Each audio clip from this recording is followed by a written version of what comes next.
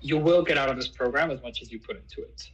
Mm-hmm. And what I mean by that is like if you work hard, you come up with questions, if you're interested, if you're engaged, if then sky's the limit. We can learn a lot, we can do a lot together. Yeah. You might even publish your paper. I've had two students to whom I've written letters of recommendation since. Um, and I know both of them got to the schools that they wanted to. I absolutely don't think that's because of me. I think that's because they were great students. Anyways, and that's why I wrote the letter. Mm-hmm. But yeah, I mean the point is like you can really do great things if you really decide to Yeah, my push plan for is it. to put like as much effort as I can into Yeah, yeah. this. Now I will say like things get in the way, right? Like Yeah. sometimes you'll have other things. So I also get that. So what I'm trying to say is you're the one who's going to be setting the pace here. And you Yeah. should know that. And if you want a faster pace, we can do that. If you want a lower pace, that's okay. And that can also change through time, right? Mm-hmm. So maybe right now you're like super driven, you're pushing, you can do a lot. But maybe in, who knows, a few weeks, you have some trip that comes up and you have a thing. And then you're stressed because you told me that you're going to be 100% devoted. And it Mm-hmm. turns out you can only be 50% this week. Yeah. And that's okay to communicate it, and that's fine. Yeah. Now, in terms of what this would look like, is we will meet once a week for 1 hour. Ideally, it'll be between 45 minutes and a little more than an hour, depending on how much we have. Um, Usually an hour. And the point will be to review your advances, address any questions you might have, for me to teach you whatever needs to be taught, and to guide you and give you some follow-up. And then by the end of the sessions that we have, I'm not sure how many we have, maybe 9, Mm-hmm. which is like 2.5 months, Yeah. we will have a paper that will kind of show what we've done. Now, it's important to realize that what I mean by this paper is a few things, right? And we need to be very clear, I think, towards the middle of the program on what it is that we want to do. Mm-hmm. So, one option is for us to aim to have a research publication. And to do that, what we're going to do is we're going to find a question that has not been answered yet. That's not as hard as you might think. I'll explain why in a bit. But we'll try to find a question that has not been answered yet. We answer it, and then we try to submit this for publication. Mm-hmm. Now, that's one path and one avenue. I think that's the avenue that most people want because they like the kind of prestigious thing that they publish. Yeah. However, I've had many students, two of my most successful ones, who actually decide to take a different path, which is, of course, they're interested in writing the research paper, but their aim is not really to get published, but their aim really is to write a paper that allows them to amplify their skill sets and to showcase that they can do some things, right? So, for example, this can mean we replicate a paper that has already been done. Mm-hmm. But that's like a classic in the literature, and that allows you to signal to a university or to whatever, hey, listen, like this was not necessarily me answering a new question, but this was me showing that I can do this and showing that I can have like the same level of rigor that the original authors had. Yeah. And that's a different path. And if you're trying to develop skills, I think that's also a different one. Obviously, there's like an 80% overlap between these two. So if they sound very similar, it's because they really are. Yeah. But just like at some point we might have to say, okay, well, listen, the research questions maybe, not polished enough, or maybe we should push down the skills path, or maybe we should, Mm-hmm. and we can decide what's the best way forward. Okay, is that clear? Yeah, I think like well, I obviously want to learn, like I want to like gain skills, but I also really want to like kind of come up with my own question, my own research Yeah. question. And that's fine. Okay, so I mean, like I said, these two things they're not mutually exclusive, Yeah. so we can decide them as we go along. Yeah. So just that's why I'm taking notes of this as we talk. I'm in my office today, so actually I'm in someone else's office today, but that's how it is. There we go. Yeah. Now, regarding asking a question, what you should have in mind, I will go a lot into the example of medicine, because medicine is a good place for us to showcase what it is that we're looking for. So, what do I mean by this? Imagine you take a step back. We're going to want to ask a question that is broad enough that it'll be of interest to whoever is going to be reading us, but specific enough that we're actually saying something. Okay. Going to medicine, okay, to give you some context. Say you developed a medicine that you say, I'm going to try to develop a medicine that cures disease. Full stop. Just Like, any that's disease? like, what do you mean? Like, are you going to cure diabetes? Are you going to cure? It's Like, very broad. are you going to cure ADHD? Are you going to, cure some pregnancy-related thing? Like, Yeah. what is this, right? But if you said, I developed a medicine that cures Mexican men from the region of Guadalajara between the ages of 23 and 24 when they sneeze too much at night. That Like, makes all more right, well, sense. like, okay, well, fine. Like, what's that telling us, right? Like, that's not interesting. Yeah. Okay, so you want to ask something that's specific enough that we can very clearly identify what it is that you're doing, Yeah. but also broad enough that it's of interest, right? So, for example, saying something like, I developed a medicine that helps with headaches of teenagers, Yeah. right? It's That's narrow but broad enough. it's narrow enough that you can say, okay, well, I can design an experiment around teenagers who have headaches, Yeah. right? But it's also broad enough that you can say, well, that actually does have a use. That's actually quite a cool thing to show, Yeah. right? Even if you want like an extra layer, if you're like I cure Caucasian, blah blah blah. Like even if you narrow it even more, that's fine. Yeah.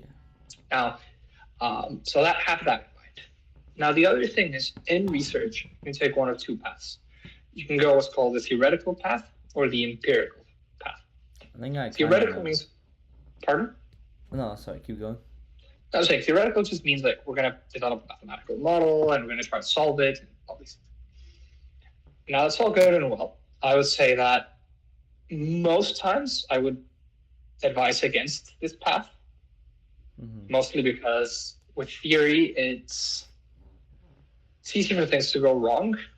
Yeah. In the sense that like you develop your model, blah blah blah, and suddenly your model's not closed. And by this I mean, it turns out, oops, it's wrong, or oops, I can't solve it, or oops, whatever, and then you can't get published, right?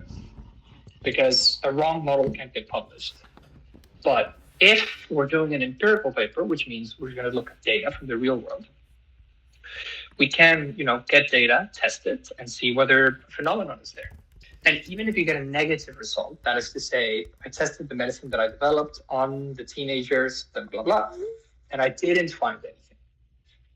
That is meaningful. I mean, it's obviously not as good as if you had found something, but that still allows you to say, listen, I gathered data, I ran these statistical analyses, I wrote my code, I tested it, and I didn't find anything. That's fine, right? That's useful. But I think I would suggest that path unless you really want to do theory, which we can as well. And I feel like empirical would be better for my first time too. Absolutely. And it also means that you'll be coding a lot more. Yes. Yeah. So let me ask you, when you code, do you typically code in VS Code? Do you do Google Colab? Where do you code in Python normally? Well, I code in my classroom's coding IDE. It's called CodeBoard. I've started using VS Code. Okay. And I like it. But again, I'm not too advanced on Python.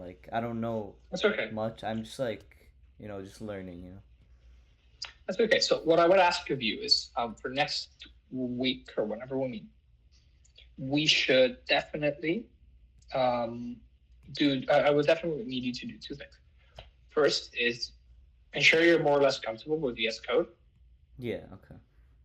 But then second, you're going to download two programs. One of them you might have downloaded already, which is called Anaconda. Anaconda is, I'll explain next time. If you download Anaconda, it would be very helpful. Okay. And then I'm going to ask you to sign up and download GitHub Student Developer Pack. I mean, I have GitHub, but I think I don't have the No, but you want the student developer Yeah, pack. yeah. So GitHub Pro, but it's free for students. Okay. So they've been cutting it back more and more with the years, but if you can download that, that would be fantastic because that would allow us to really push forward. I'll definitely do that. Okay, so we'll do that. And the other thing which I would request is that you think of 3 possible research questions that interest you. You can, get some AI help and whatnot. Importantly, they have to be narrow enough that we can answer them, general enough that they're interesting, and C, they should have publicly available data. And that's the key thing. We need to have publicly available data to answer it. There are many questions that will be very interesting to us, but that we won't be able to answer. Yeah. For example, how did English sound in the age when Shakespeare was alive? We don't have recordings from them. There's no data. We can speculate. But you can't really know. That would be right? more theoretical, right? Yeah, but okay, even theoretical, right? Like even empirical. Like, what was the likelihood of cavemen finding their match within 3 years? Like, that's purely empirical. But like, how you can't know? We don't have data, right? So I need you to ensure that you have publicly available data. All right. And something that I think is also important, and I will add to this, is that I think if you're going to be doing econ and computational econ and quant econ, I mean, obviously you're from a generation where people use AI a lot, and that's fine. But I'm going to have to tell you something that I've noticed in my recent students, and it's very important. You can use as much AI as you want. I have no problem with that. I work with OpenAI. I work with other AI companies now that I can't disclose. But listen, I use AI all day, every day. Having said that, if you put something in your paper, you need to understand it fully. Yeah. What is unacceptable is for you to say, I ran this multiple regression framework using random forests, and then I ask you, what's multiple regression? Claude said so. It doesn't fly. Okay? For many reasons. One is because what's the point of us working on something that Claude could produce in like one prompt? Yeah. Right? And then second,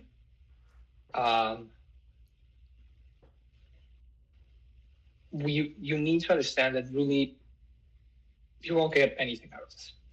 If you're just that. Now, I guess more importantly, though, and this is because I'm an editor at 2 high school journals, which means I decide who gets published or not when I get sent the papers. Okay.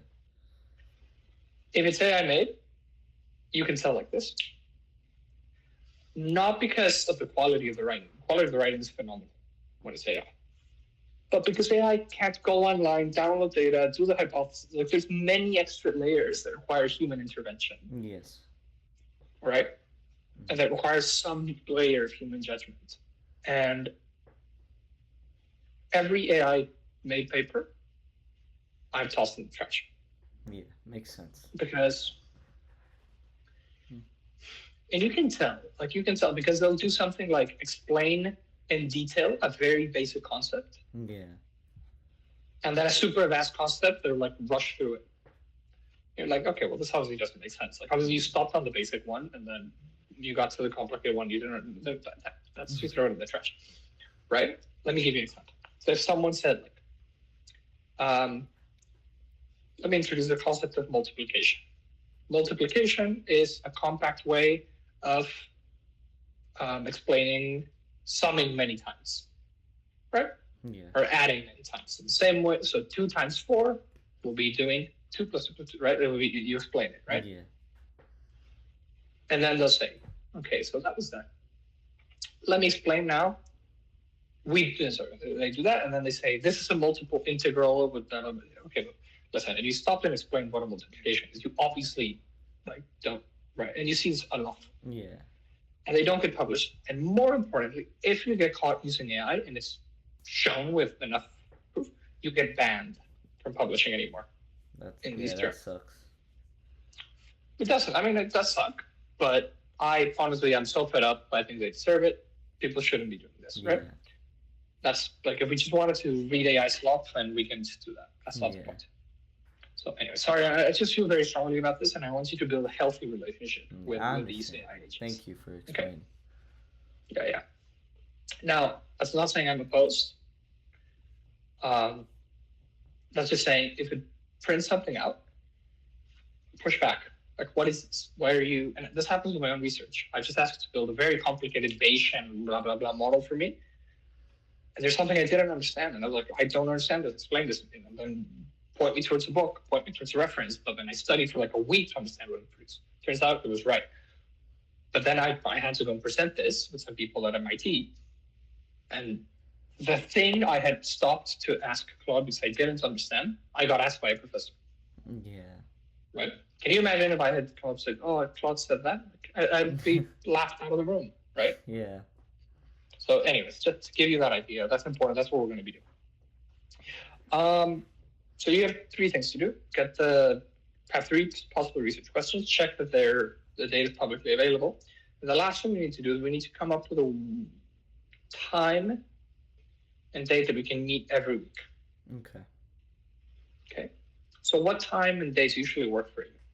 So usually the weekdays, anywhere. Well, are you in London, right? I'm usually in London. Right now, I'm in Munich, which is like Germany, but I'm usually in London. Okay. Well, for New York time, usually throughout the week, anytime really from like 11 to 8 p.m. I'm available always on the weekdays in those times. I could also do like weekends. Okay. So what we'll do is we'll aim to. Sorry, I'm going to set this now. Sorry, I'm on my phone because I tried to connect with my laptop and I failed. Calendar. Let me just check. So I have another student on Wednesdays. So right now, what time is it for you? 11:29 a.m. 11:29. Could you meet at 12 on Wednesdays? Yes, I could. Okay. There will probably be one day where I ask that we reschedule because I have a dinner. Okay. But aside from that, let's just say we're going to be meeting on those days on Wednesdays. Okay. All right. So I'm going to send an invite. I'm going to ask you that you confirm. Just send a quick response saying yes, that's okay, or no, it's not okay. Okay. And I will set it for the end of time. I'll just set like a ton of meeting invites. Okay. Great. Do you have any questions for me, Thomas, before we log off? I think I'm good. Good. I'm very excited to work with you. Me too. I'm very excited to see what you've done, like in terms of coding. I know it's basic, but we'll build. We'll build on that. Yeah. And I think this can be a very productive time. I will say, though, when you produce your questions, iterate a few times. Like, don't just give me the first thing that comes up. You're going to have to push back. All right? Yes. Great times. I'm very excited. I think this is going to be very good. And I will see you then next Wednesday at noon your time. Yes. All right. Great. Thank you so much. Have a good one. Have a good day. See you. Goodbye. Bye, man.